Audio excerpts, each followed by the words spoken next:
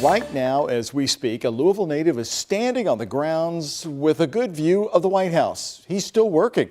Craig Olmstead is a journalist covering the biggest news on the planet at the moment. Name sound familiar? I talked to him today. On air, this looks probably very elaborate.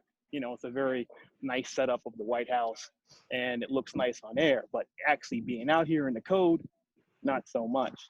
Now I'm going to walk you around to the front.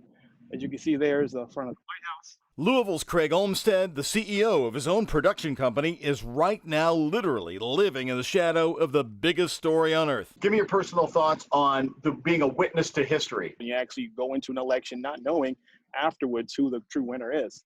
And now everybody's patiently waiting, anxious to find out. Craig works for several networks based on the White House grounds.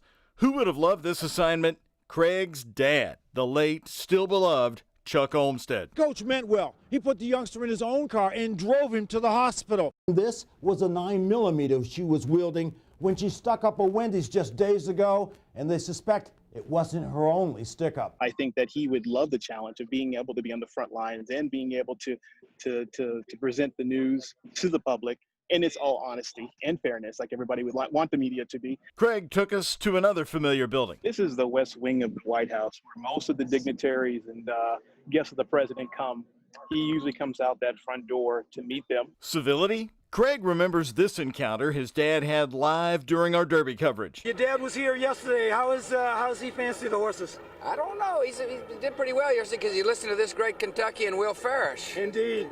Enjoy yourself. Thank you, sir. My honor. That was a kind of a candid moment and unexpected, I think, on both behalves. So as more grueling hours are ahead, the word from a man who has spent 3 weeks on the campaign trail. I think it's a great showcase of how the system actually works.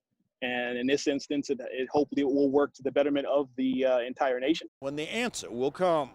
Chuck Olmstead, WHAS 11 News. We missed that sign off around here. Well, Craig's mom and Chuck's wife, Candy, still lives right here.